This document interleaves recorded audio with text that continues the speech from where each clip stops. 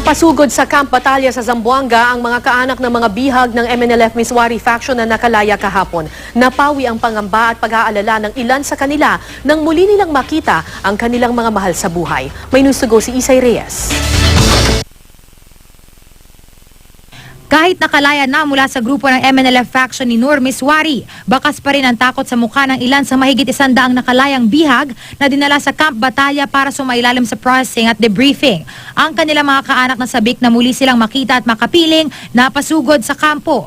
Ang ilan, nagdala pa ng litrato umaasang kabilang ang kanilang mahal sa buhay sa mga nakabalik.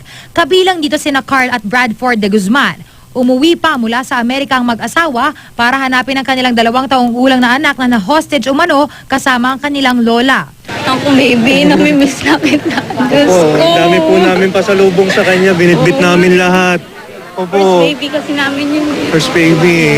Masayahin bata pa man din. Matapang lang talaga. Oh. Sana matapang lang talaga yun. Nang ilabas ng mga otoridad ang kanilang 2 taong gulang na anak, napatakbo sina Carl at Bradford.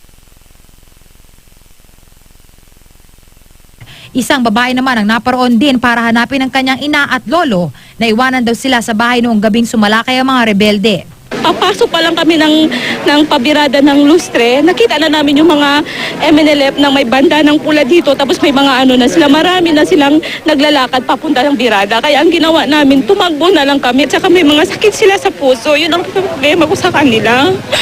Kung paano, makakain pa ba sila o ano ba yung sitwasyon nila doon.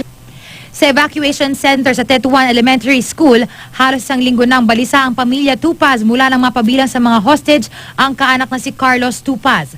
Pero ang pag-asang makita muli ang mahal sa buhay, hindi nawala hanggang sa matanggap ang balitang nakalaya na ang ilan sa mga hostage.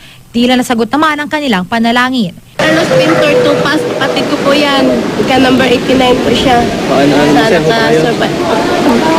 Natural po. Masaya-masaya po kami. Kapag mayroong gira, ikaw ang taya eh. Ang kasama namin, iba, maraming nasugatan. Ang iba, patay na din.